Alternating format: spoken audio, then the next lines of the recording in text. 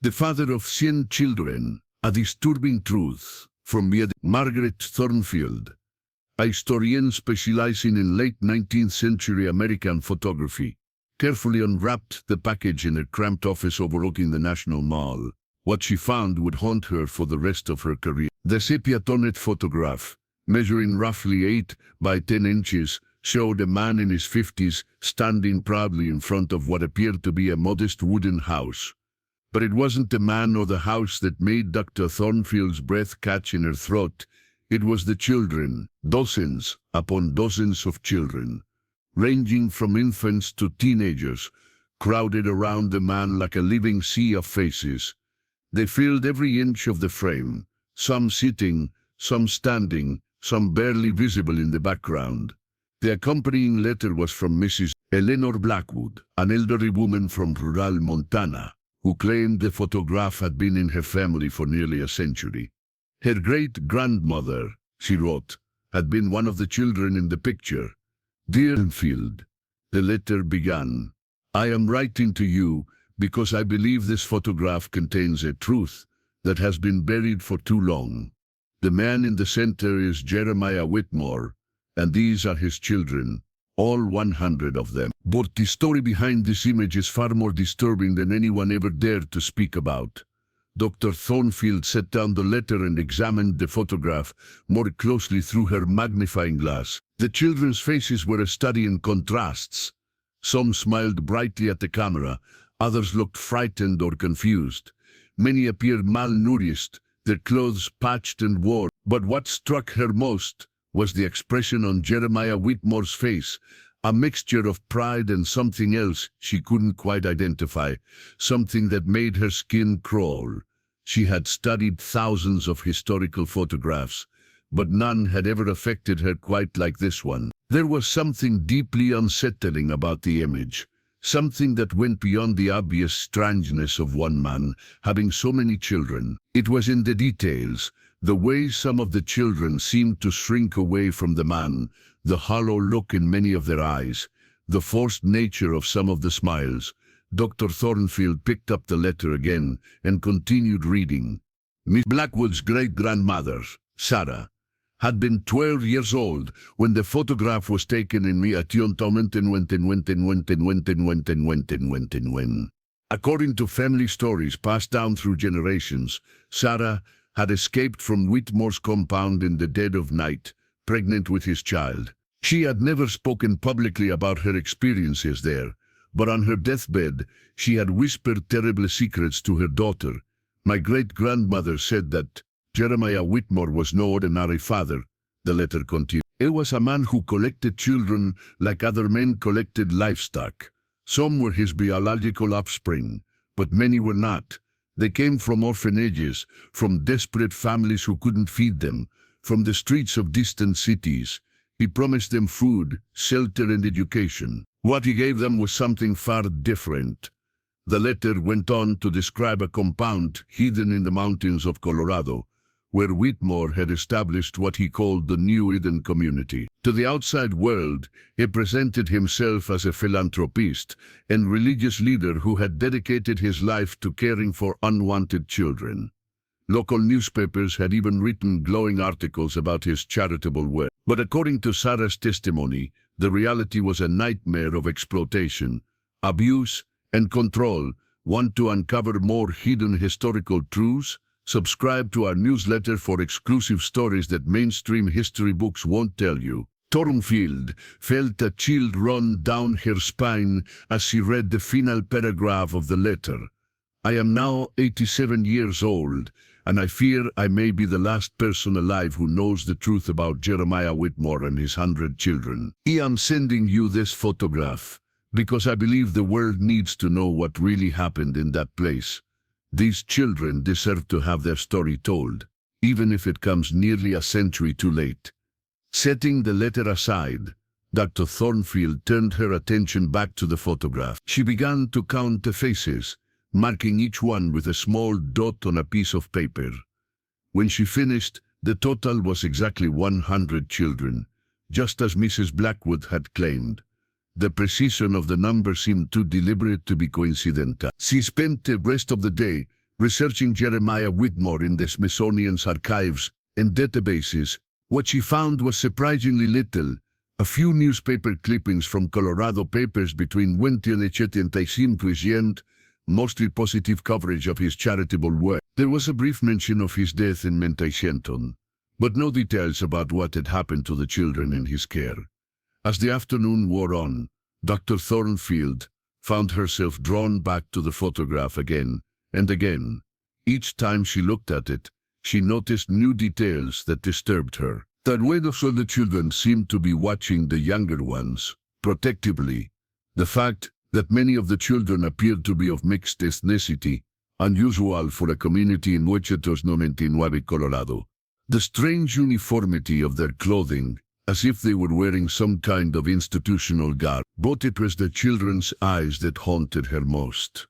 Even in the grainy sepia tones of the old photograph, she could see something in their expressions that spoke of experiences no child should ever have. Fear, resignation, and a premature knowledge of the world's cruelties. That evening, Thornfield called Mrs. Blackwood.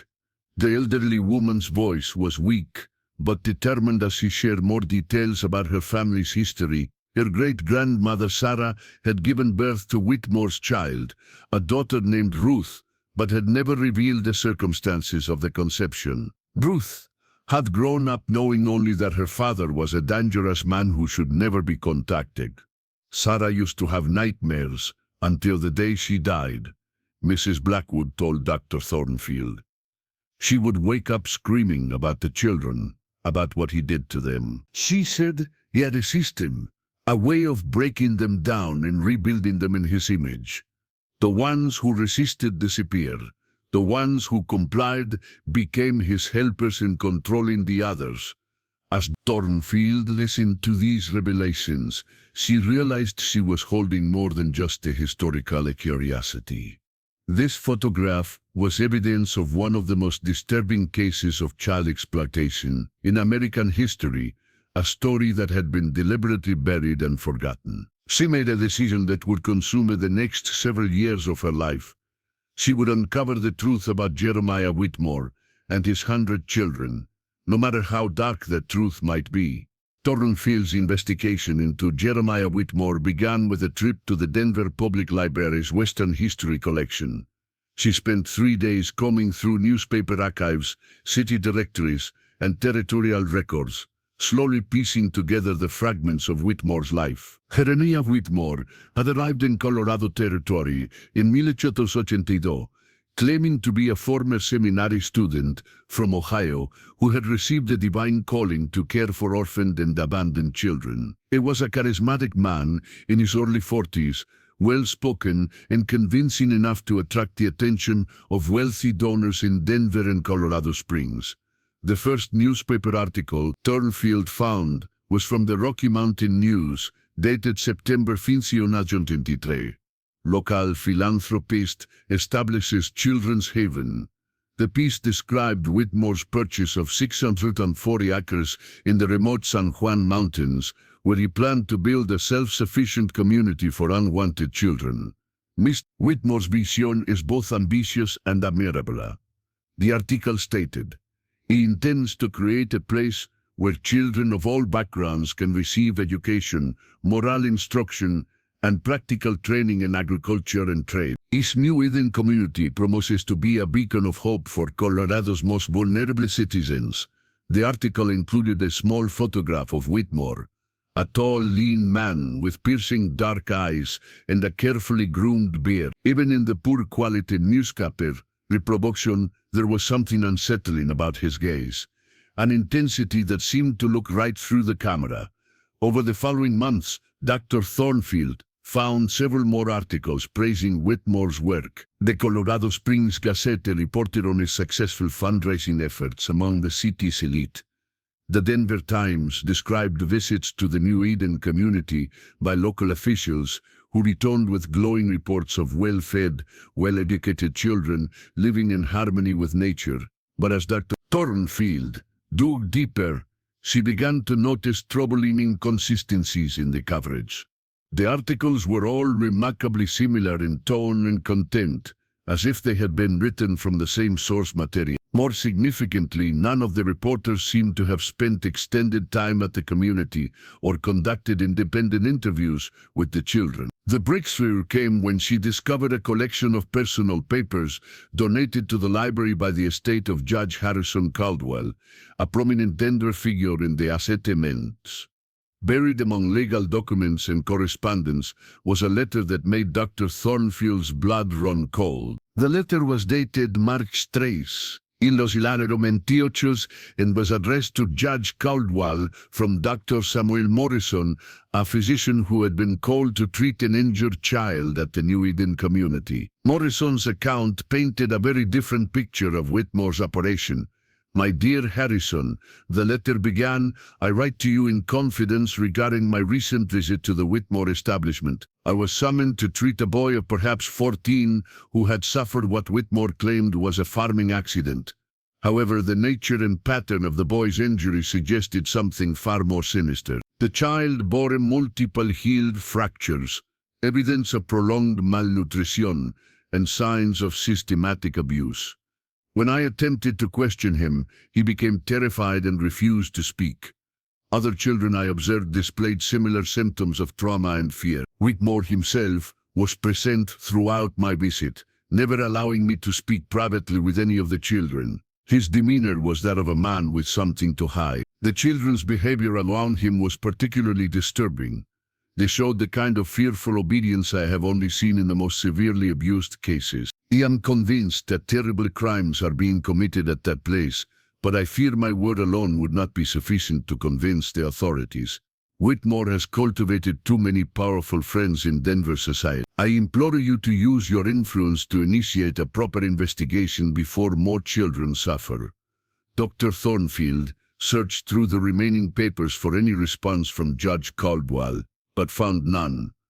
A check of court records revealed that no investigation was ever launched. Morrison had died of pneumonia just 6 months after writing the letter, taking his concerns to the grave. Armed with this new evidence, Dr. Thornfield expanded her search to include records from surrounding states. She discovered that Whitmore had been remarkably successful at acquiring children from a wide geographic area. Orphanages in Kansas, Nebraska, and Wyoming had all sent children to his community, often in groups of 5 or 10 at a time. The paperwork for these transfers was minimal and often irregular. In many cases, children were signed over to Whitmore with little more than a signature and a small payment to the institution. There were no follow-up reports or inspections to ensure the children's welfare. Thornfield also found evidence that Whitmore had agents working for him in major cities, recruiting children from the streets and from families facing desperate poverty. These agents, who called themselves shepherds, would promise parents that their children would receive education and opportunities they could never provide themselves. One particularly heartbreaking document was a letter from a widow in Kansas City who had given her 3 young sons to one of Whitmore's agents in the "Dear Mr. Whitmore." The letter read, "I pray this finds you and my boys in good health. It has been 2 years since Samuel, Thomas, and little William went to live in your community, and I have received no word of their progress. I understand that you prefer the children to focus on their new life rather than dwelling on the past, but as their mother I beg you for just a brief note to let me know they are well. I think of them every day and pray that I made the right decision in sending them to you." There was no record of any response to this letter, or to the dozens of similar pleas Dr. Thornfield found in various archives. It seemed that once children entered Whitmore's community, they disappeared completely from the outside world. The most chilling discovery came when Dr. Thornfield cross-referenced the names of children known to have been sent to New Eden with death records from Colorado. She found an unusually high number of child deaths recorded in the remote county where Whitmore's community was located, but the records were sparse and often listed only vague causes of death, like fever or accident. Local cemetery records were even more disturbing. The small graveyard near the site of the former New Eden community contained dozens of unmarked graves dating from the 80s and the 90s. When Dr. Thornfield visited the site, she found that many of the graves were clearly too small to contain adult remains. As her investigation deepened, Dr. Thornfield began to understand the true scope of Whitmore's operation. This was not simply a case of child abuse or neglect. It was a systematic enterprise built on the exploitation of society's most vulnerable members. Whitmore had created a perfect system. It took children no one would miss, isolated them in a remote location, and presented a carefully crafted public image that deflected any suspicion.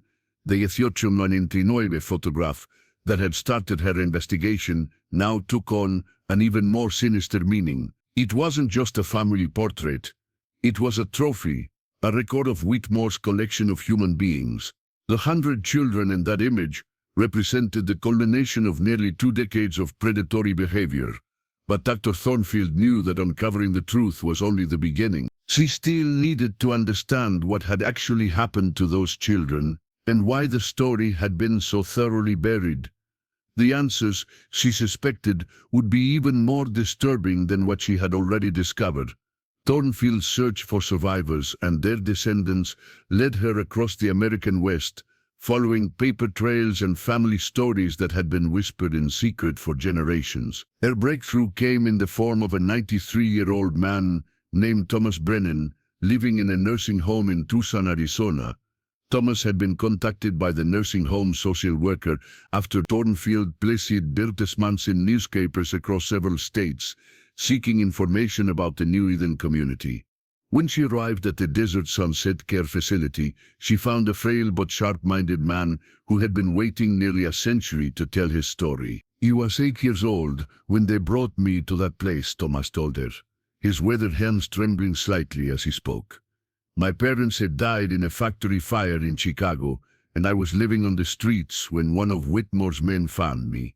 He promised me food, a warm bed, and schooling. What I got was hell on earth. Thomas's memories of the New Eden community were vivid and disturbing. He described the compound surrounded by high wooden fences with guard towers at each corner. The children lived in long barrack-style buildings, sleeping on straw mattresses and eating meager meals of thin soup and stale bread. Whitmore called himself our father, but he was nothing like a real father, Thomas continued. He had rules for everything: when we could speak, when we could eat, even when we could use the privy. Break a rule, and you'd face punishment that would make grown men weep. The punishment system at New Eden was elaborate and cruel. Minor infractions resulted in loss of meals or solitary confinement in a small, windowless shed that the children called the box. More serious violations led to public beatings or forced labor in the community's mines and quarries. But it was Whitmore's psychological control that Thomas found most terrifying. The man had an uncanny ability to identify each child's deepest fears and vulnerabilities, then exploit them to maintain absolute obedience. He would tell us that we were worthless, that no one in the outside world wanted us, Thomas recalled. He said we were lucky he had taken us in, and that if we ever tried to leave, we would die alone and forgotten.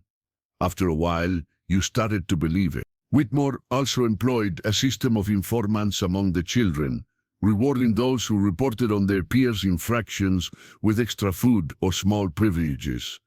This created an atmosphere of constant suspicion and fear, where even the closest friendships could be dangerous. Thomas described a hierarchy that existed among the children. The newest arrivals were at the bottom, subjected to the worst treatment and given the most dangerous jobs. Those who had been there longer and had proven their loyalty to Whitmore were given positions of authority over the younger children. The worst part was watching good kids turn into monsters, Thomas said, tears forming in his eyes. Whitmore had a way of corrupting everyone who stayed there long enough. He would take sweet, innocent children and turn them into his enforcers. They had to choose between becoming predators or remaining prey. The sexual abuse at New Eden was systematic and widespread. Whitmore had his favorites among both the boys and girls. Children he would summon to his private quarters for what he called special instruction. These children were often given better food and clothing, but they paid a terrible price for these privileges. We all knew what was happening, Thomas said, his voice barely above a whisper. But we were too scared to talk about it, even among ourselves. The children who tried to resist or tell someone outside the community would disappear. Whitmore would say they had been sent to work on another farm, but we knew better. Thomas himself had been one of Whitmore's victims, subjected to years of abuse that left him with physical and emotional scars that never fully healed. He had attempted to escape here twice, only to be caught and punished so severely that he nearly died. His salvation came in an unexpected form. The 1899 photograph that Dr. Thornfield had discovered. Whitmore had decided to commission the picture as a record of his achievement in caring for 100 children. A photographer from Denver was brought to the community, and all the children were assembled for the portrait. That photographer was the first outsider I had seen in years who wasn't under Whitmore's control, Thomas remembered. While he was setting up his equipment, I managed to slip him a note begging for help. I didn't know if he would do anything, but I had to try. The photographer, whose name was Marcus Webb, was indeed disturbed by what he witnessed at New Eden. The children's obvious fear and malnourishment, combined with Thomas's desperate plea, convinced him that something terrible was happening at the community. After returning to Denver, Webb contacted federal authorities and provided them with both the photograph and Thomas's note. This led to the first and only official investigation of Whitmore's operation, though it would come too late to save most of the children. These shocking historical revelations continued to surface. Follow our investigation series to learn about other buried truths from America's past. Thomas was among a small group of older children who were removed from New Eden during the investigation. He was placed with a family in Denver, where he slowly began to recover from his ordeal. But the trauma of his experiences haunted him for the rest of his life. I never married, never had children of my own, he told Dr. Thornfield. How could I? He was too damaged, too afraid that I might hurt them the way I had been hurt. Whitmore stole more than my childhood. He stole my future. Through Thomas, Dr. Thornfield was able to contact two other survivors, Mary Catherine O'Brien, who was living in a convent in New Mexico, and James Littlefoot, a member of the Navajo Nation in Arizona. Both had similar stories of abuse and exploitation, though each had found different ways to cope with their trauma. Mary Catherine had entered religious life, partly as a way to find peace after her experiences at New Eden. She had been one of Whitmore's victims from age 10 to 14, when the community was finally shut down. Her memories were fragmented, a common response to severe trauma. But she recalled the constant fear and the way Whitmore had convinced the children that they deserved their suffering. He told us we were sinful, that God had abandoned us, she said during a phone interview with Dr. Thornfield. He said it was our only salvation, our only hope for redemption. It took me decades to understand that he was the one who was evil, not us. James Littlefoot's story was particularly tragic. He had been taken from his family on the reservation when he was 6 years old, part of Whitmore's effort to acquire children of different ethnicities for his collection. The cultural trauma of being separated from his people was compounded by the abuse he suffered at New Eden. They tried to beat the Indian out of me, he told Dr. Thornfield during her visit to the reservation. Whitmore said my people were savages, that he was civilizing me. But he was the savage. He was the one without humanity. James had managed to reconnect with his tribal community after leaving New Eden, but the damage had been done.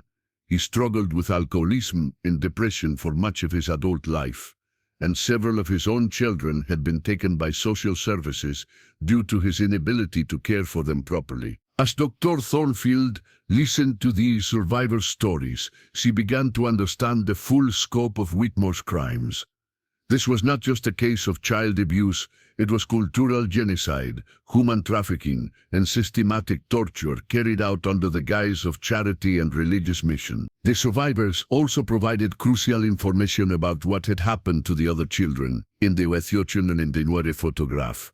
Many had died at New Eden from disease, malnutrition, or violence. Others had been sold to other institutions or individuals when they became too old or too troublesome for Whitmore's purposes. But perhaps most disturbing of all was the revelation that some of the children had become so thoroughly indoctrinated that they had remained loyal to Whitmore even after his death. These individuals had gone on to establish their own institutions, perpetuating the cycle of abuse with new generations of victims. Whitmore's evil didn't die with him, Thomas warned Dr. Thornfield. He created monsters who went out into the world and created more monsters. His legacy of pain spread like a disease, infecting everyone it touched. Dr. Thornfield's investigation into the operational methods of the New Eden community revealed a sophisticated system of psychological and physical control that was decades ahead of its time. Through survivor testimonies, recovered documents, and analysis of the compound's layout, she began to understand how Jeremiah Whitmore had maintained absolute authority over 100 children for nearly 2 decades. The physical structure of New Eden was designed to facilitate surveillance and control. The compound was built in a valley surrounded by steep mountains, with only one narrow access road that could be easily monitored. The main gate was always guarded, and the high wooden fence that surrounded the property was topped with barbed wire, ostensibly to keep wild animals out, but effectively keeping the children in. Within the compound, the buildings were arranged in a precise pattern that maximized Whitmore's ability to observe and control the children's activities. The dormitories were long, single-story structures with windows facing inward toward a central courtyard where Whitmore's house stood. This panopticon-like design meant that the children could never be certain when they were being watched. The daily routine at New Eden was rigidly structured and designed to break down individual identity while reinforcing dependence on Whitmore. The children were awakened at 4:30 a.m. by the ringing of a large bell, followed immediately by mandatory prayer and confession sessions. These sessions served multiple purposes. They reinforced Whitmore's religious authority, provided him with information about potential dissent, and created opportunities for psychological manipulation. Breakfast consisted of a thin gruel and stale bread, barely enough to sustain growing children. The inadequate nutrition was not an accident. Hungry children were easier to control and less likely to have the energy for resistance or escape attempts. Whitmore would occasionally provide better meals as rewards for compliance, creating a powerful conditioning mechanism. After breakfast, the children were divided into work groups based on age and perceived loyalty. The youngest children, those under 10, were assigned to light duties around the compound, cleaning, food preparation, and tending to the vegetable gardens. The older children worked in more dangerous occupations, mining operations in the nearby hills, logging in the surrounding forests, and construction projects that expanded the compound. Education at New Eden was minimal and heavily focused on religious indoctrination. The children were taught basic reading and writing skills, but only so they could study religious texts that Whitmore had selected or written himself. These texts emphasized themes of unworthiness, submission, and gratitude to their father who had saved them from lives of sin and degradation. Whitmore had developed an elaborate mythology around himself and the New Eden community. He told the children that the outside world had been corrupted by sin and that only within the walls of New Eden could they find salvation. He claimed to receive direct communications from God and that these divine messages guided his treatment of the children. The punishment system at New Eden was both brutal and psychologically sophisticated. Physical punishments included beatings, forced labor and confinement in the box, a small, windowless shed where children could be locked for days with minimal food and water. But Whitmore understood that psychological torture was often more effective than physical abuse. One of his most insidious techniques was the use of shame circles. where children who had violated rules were forced to stand in the center of the courtyard while their peers were required to shout accusations and insults at them. This not only humiliated the target, but also forced other children to participate in the abuse, creating a sense of complicity that made resistance more difficult. Whitmore also employed a sophisticated system of informants among the children. Those who reported on their peers' infractions were rewarded with better food, clothing, or sleeping arrangements. This created an atmosphere of paranoia and mistrust that prevented the formation of strong bonds between the children. The sexual abuse at New Eden was systematic and ritualized. Whitmore had constructed a private building he called the sanctuary, where he would take selected children for what he termed special instruction. These sessions were presented as religious ceremonies, with Whitmore claiming that physical intimacy with him was a form of spiritual purification. Children who were selected for these sessions were given special status within the community, better food, clothing, and living conditions, but they also became isolated from their peers, who viewed them with a mixture of envy and revulsion. This isolation made it even more difficult for victims to resist or report the abuse. Whitmore's psychological manipulation extended to convincing many of his victims that they were willing participants in their own abuse. He would tell them that they had been chosen for special favor, that their suffering was a test of their faith, and that their compliance demonstrated their spiritual superiority over the other children. The most disturbing aspect of Whitmore's system was his ability to identify and cultivate children who could serve as his lieutenants in controlling the others.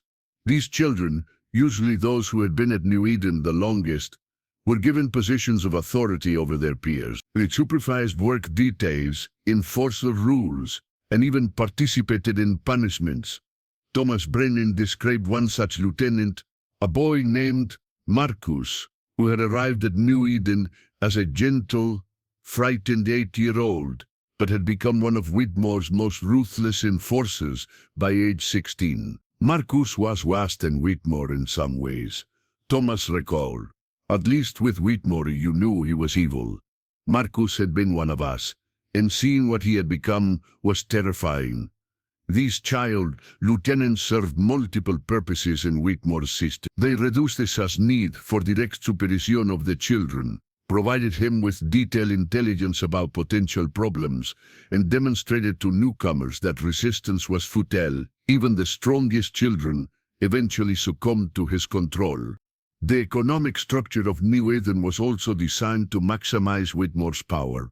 The children's labor generated significant income through mining operations, timber sales, and agricultural production. This money was used to fund Whitmore's lifestyle and to purchase more children from orphanages and desperate families. Whitmore maintained detailed records of each child's cost and productivity, treating them as literal property. Children who became sick or injured were seen as liabilities, and many were simply abandoned to die rather than being provided with medical care. The high mortality rate at New Eden was not an unfortunate side effect of the conditions. It was an accepted part of Whitmore's business model. The isolation of New Eden was crucial to maintaining the system of control. The compound was located more than 50 miles from the nearest town, and the surrounding terrain was harsh and dangerous. Children who attempted to escape faced the prospect of dying from exposure, starvation, or wild animal attacks before they could reach help. But even more effective than physical barriers was the psychological conditioning that convinced many children that escape was impossible or undesirable. Whitmore had convinced them that they were worthless, that no one in the outside world would want them, and that leaving New Eden would result in certain death or damnation. This conditioning was reinforced by the few occasions when children did attempt to escape and were recaptured. These children were subjected to such severe punishments that they served as object lessons to the others. Some were beaten so badly that they suffered permanent disabilities. Others were subjected to psychological torture that left them catatonic or suicidal. The most chilling aspect of Whitmore's system was its self-perpetuating nature. Children who had been thoroughly indoctrinated often became willing participants in the abuse of newcomers. They had internalized Whitmore's beliefs about hierarchy, worthiness, and the necessity of suffering. This created a culture where abuse was normalized and resistance was seen as both futile and morally wrong. As Field studied the details of Whitmore's operation, she realized that she was looking at one of the most sophisticated systems of human trafficking and exploitation in American history. The techniques he had developed would later be recognized by psychologists as classic methods of cool control and trauma bonding. As Thornfield delved deeper into Jeremiah Whitmore's background, she uncovered evidence of a far more extensive network of child exploitation than she had initially imagined. The New Eden community was not an isolated aberration, but rather one node in a sophisticated system that spanned multiple states and involved dozens of individuals in positions of power and influence. Her breakthrough came when she discovered a cache of correspondence in the archives of a defunct bank in Colorado Springs. The letters, dating from 1985 to 1999, revealed that Whitmore had been in regular communication with similar philanthropists across the American West, sharing techniques for acquiring and controlling children. One particularly damning letter, dated, was from a man named Reverend Cornelius Blackthorne, who operated what he called the Sanctuary of Innocence in Utah Territory. "My dear brother Jeremiah," the letter began, "your recent innovations in discipline and control have proven most effective in our own establishment. The technique of using older children to supervise younger ones has reduced our need for adult staff while increasing compliance among the subjects. We have also implemented your suggestion regarding the strategic use of food deprivation as a motivational tool." The letter went on to discuss the exchange program that existed between various institutions. Children who became too old or too troublesome at one location would be transferred to another, often under false documentation. This served multiple purposes. It prevented children from forming lasting attachments to any particular place. It allowed operators to share particularly difficult cases, and it created a paper trail that made tracking individual children nearly impossible. Dr. Thornfield discovered evidence of at least 12 similar institutions operating across Colorado, Utah, Wyoming, and New Mexico.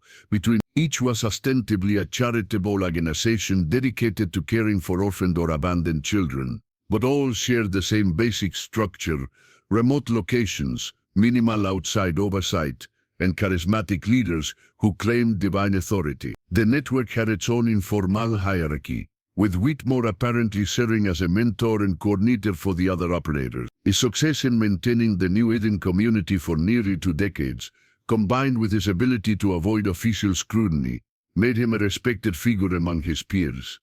The correspondence revealed that the network shared more than just techniques, they also shared children. A complex system of transfers allowed operators to trade children based on age, gender, ethnicity, and perceived compliance.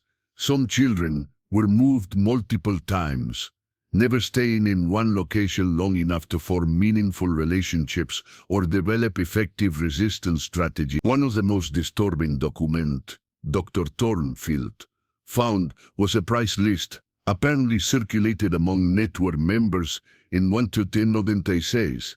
It listed different types of children and their relative values: causean males, ages 8-12, fintita 75 cocoxiaño, females, ages 8-12, any age, 25-40 Native American children, 15 de 25, broken children, previously institutionalized, del 20s.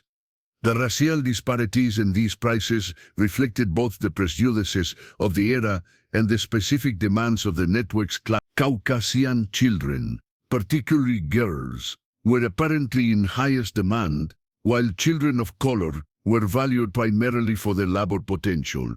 The network also had connections to legitimate institutions and government agencies. Thornfield found evidence that several territorial officials had received payments from network operators, apparently in exchange for overlooking irregularities in child placement procedures. Some orphanages and children's homes were directly controlled by network members, while others were simply complicit in the trafficking of children.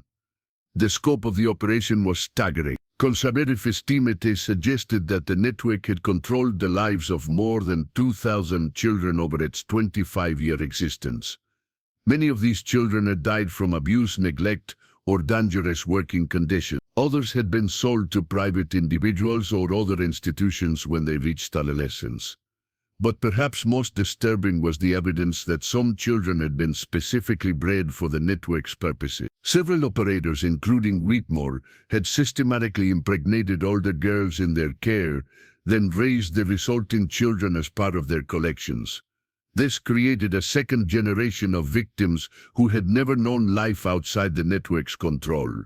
Thornfield's investigation revealed that the network had begun to unravel in the late 90s, partly due to increased federal oversight of territorial institutions, and partly due to internal conflicts among the operators. The 1899 photograph of Whitmore and his 100 children had been taken just as federal investigators were beginning to close in on the network. The investigation that followed was swift but limited in scope. Federal marshals raided New Eden and several other facilities in early 1900s, rescuing dozens of children and arresting several operators. But many network members had advance warning of the raids and were able to destroy evidence and relocate their operation. Whitmore himself died under mysterious circumstances just days before the raid on New Eden. Official records listed the cause of death as a heart attack, but survivor testimony suggested that he may have been murdered by his own lieutenants, who feared he would reveal information about the network under interrogation. The children rescued from New Eden and other facilities faced enormous challenges in returning to normal life. Many had been so thoroughly traumatized and indoctrinated that they struggled to function in mainstream society. Some were placed with families, but others ended up in state institutions that were only marginally better than the places they had escaped. Most tragically, some of the rescued children had been so damaged by their experiences that they went on to perpetuate the cycle of abuse. Thornfield found evidence that at least 6 former New Eden residents had later been arrested for child abuse or had established their own exploitative institutions. The network's influence extended well beyond its immediate victims. The techniques developed by Whitmore and his associates were later adopted by other criminal organizations and even by some legitimate institutions. The use of child informants, the strategic application of rewards and punishments, and the systematic destruction of family bonds became standard practices in various forms of institutional abuse.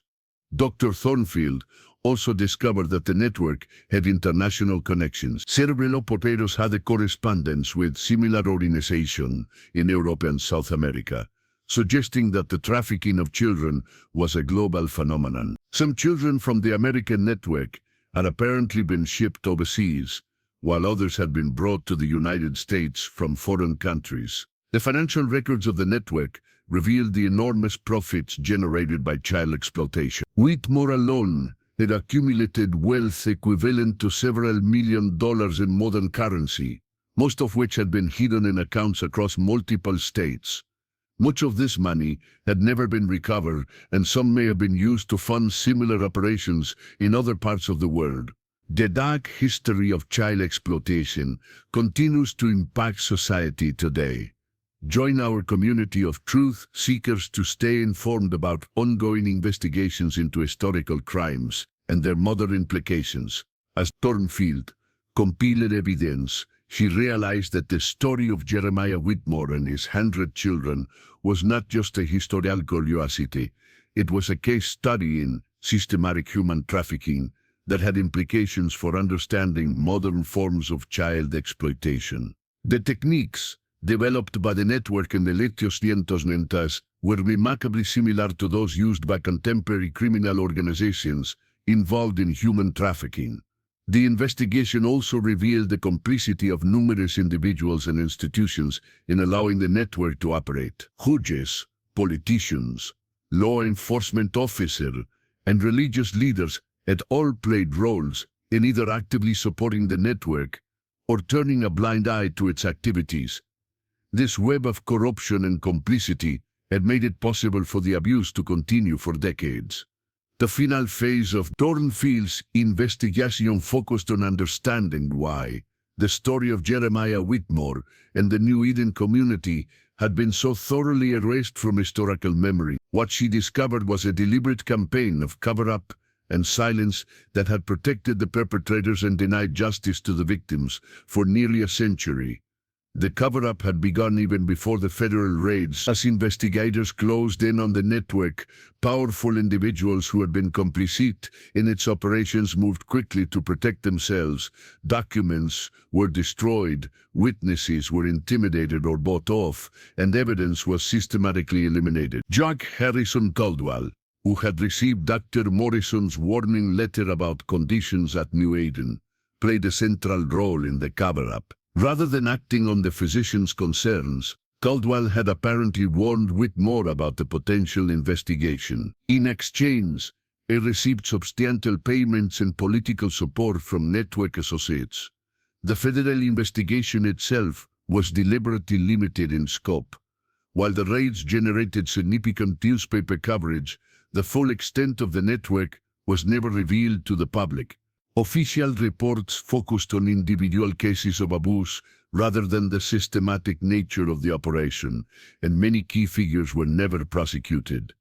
Dr. Thornfield found evidence that several prominent Colorado politicians had received campaign contributions from network operators. These politicians used their influence to ensure that the investigation remained focused on rogue individuals rather than examining the institutional failures that had allowed the network to flourish. The newspaper coverage of the raids was also carefully managed. While initial reports described the rescue of children from deplorable conditions, follow-up stories emphasized the charitable intentions of the operators and suggested that any abuse had been the result of individual failings rather than systematic exploitation. Within months of the raids, a new narrative had emerged. Jeremiah Whitmore and his associates were portrayed as well-meaning philanthropists who had been overwhelmed by the challenges of caring for so many troubled children. The abuse was characterized as an unfortunate consequence of inadequate resources and training rather than deliberate criminal activity. This narrative was actively promoted by many of the same individuals and institutions that had originally supported the network. Religious leaders spoke of the tragedy of good intentions gone wrong. Wealthy donors who had funded the operations were portrayed as victims of deception rather than willing participants in exploitation. The children who had been rescued from the network found themselves caught in this web of denial and revisionism. Those who attempted to speak publicly about their experiences were dismissed as traumatized individuals whose memories could not be trusted. Others were actively discouraged from discussing their past, with social workers and foster families telling them that dwelling on negative experiences would hinder their recovery. Many survivors learned to remain silent about their experiences, understanding that speaking out would only bring them more pain and rejection. The shame and stigma associated with their victimization was compounded by a society that preferred to believe in the myth of charitable institutions rather than confront the reality of systematic abuse. The few journalists who attempted to investigate the network more thoroughly found themselves facing legal challenges and professional ostracism. Newspaper editors, many of whom had social and business connections to network supporters, refused to publish exposés that might implicate a prominent community members. Thornfield discovered that at least 3 journalists who had been investigating the network had died under suspicious circumstances between. While these deaths were officially attributed to accidents or natural causes, the timing and circumstances suggested that they may have been murdered to prevent them from revealing what they had learned. The destruction of evidence was systematic and thorough. The New Eden community compound was burned to the ground shortly after the federal raid, officially to prevent the spread of disease, but actually to eliminate any remaining evidence of the crimes that had been committed there. Similar fires destroyed facilities in Utah and Wyoming, always with plausible explanations that masked their true purpose. Personnel records and the correspondence were also systematically destroyed. Thornfield found evidence that network operators had maintained detailed files on their victims, including photographs, medical records, and behavioral assessments. These files would have provided crucial evidence of the systematic nature of the abuse, but virtually all of them had been destroyed. The few documents that survived did so only by accident, hidden in forgotten archives, misfiled in unrelated collections, or preserved by individuals who did not understand their significance. The letter from Dr. Morrison that had provided Dr. Thornfield with her first concrete evidence of abuse had survived only because Judge Caldwell's papers had been donated to a library by descendants who were unaware of his role in the cover-up. The legal system also played a role in perpetuating the silence. The few prosecutions that resulted from the 1900 raids were handled quietly, with minimal publicity and sealed court records. Defendants who might have revealed information about the broader network were allowed to plead guilty to reduced charges in exchange for their silence. Civil lawsuits filed by survivors or their families were systematically dismissed or settled out of court with strict confidentiality agreements. The legal system that should have provided justice for the victims instead became another tool for protecting the perpetrators and maintaining the cover-up. The psychological impact of this systematic denial was devastating for survivors. Many struggled with feelings of guilt and self-doubt, wondering if their memories of abuse were accurate or if they were somehow responsible for what had happened to them. The lack of official acknowledgement of their suffering compounded their trauma and made recovery even more difficult. Some their survivors internalized the narrative that they had been saved by their abusers, developing a form of Stockholm syndrome that prevented them from recognizing the true nature of their experiences. Others became convinced that they were somehow fundamentally damaged or evil, unable to form healthy relationships or trust other people. The intergenerational impact of the trauma was also significant. Children and grandchildren of survivors often struggled with unexplained family dysfunction, addiction, and mental health issues.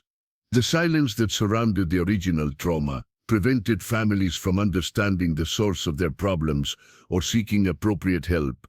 Dr. Thornfield's investigation revealed that the techniques used to silence the New Eden survivors had become a template for covering up institutional abuse in other contexts. The same patterns of denial, victim blaming, and evidence destruction would be repeated in countless other cases throughout the 20th. Thornfield realized that the 1899 photograph of Jeremiah Whitmore and his 100 children represented more than just a single case of historical abuse. It was a symbol of society's willingness to look the other way when the vulnerable are exploited, and of the powerful forces that work to silence victims and protect the perpetrators. The disturbing truth that no one had spoken about for nearly a century was not just the abuse itself, but the systematic effort to deny and cover up that abuse. The 100 children in that photograph had been victimized twice, first by their abusers, and then by a society that chose to forget their suffering rather than confront uncomfortable truths it revealed about power, corruption, and the vulnerability of the innocent. In publishing her findings, Dr. Thornfield hoped to finally give voice to those who had been silenced for so long. The children in the 1899 photograph deserved to have their story told, not just as a historic curiosity, but as a warning about the dangers of unchecked power and the importance of protecting society's most vulnerable members. The legacy of Jeremiah Whitmore and his network of exploitation serves as a stark reminder that evil often hides behind the facade of charity and righteousness, and that the price of silence is measured in the suffering of the innocent. Only by confronting these dark chapters of our history can we hope to prevent their repetition in the future.